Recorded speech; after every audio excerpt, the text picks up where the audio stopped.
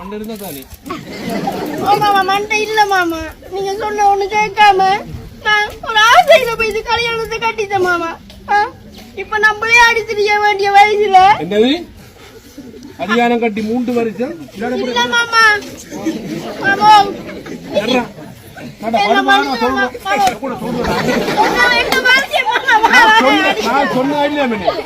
சொன்னா இல்லையா கல்யாணம் கட்டி 3 வருஷம் ஆயிடுச்சு அன்றைக்கு கல்யாணம் கட்டி கட்ட போட்டு இன்னும் அவங்க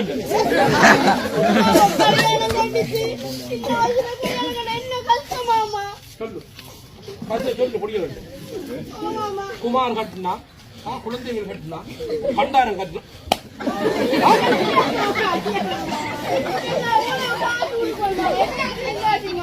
என்னது அதே கலந்து என்னது காஜி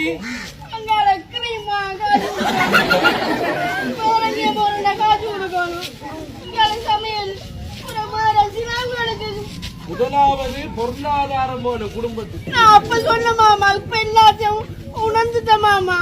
உணர்ந்து எப்ப உணர்ந்திருக்கான் புள்ளோட வாழ்க்கை பாலா போயிட்டு அவன் அப்பங்காரன் கத்தி திடுறான்.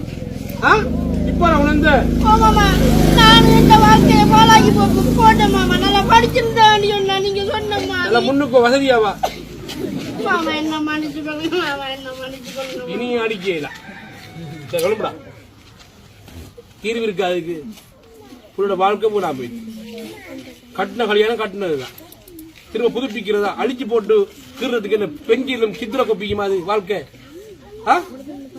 யோசிங்க பிள்ளைகளுக்கு திருமணம் முடிக்க வைக்கக்குள்ள ஒவ்வொரு விடயத்தையும் யோசிங்க. படிப்பு படிக்க போனா போய் படிக்க படிப்பீங்களா சொல்லுங்க வந்து எத்தனை 32 வயது ஆயிடுச்சு கழுதைக்கு.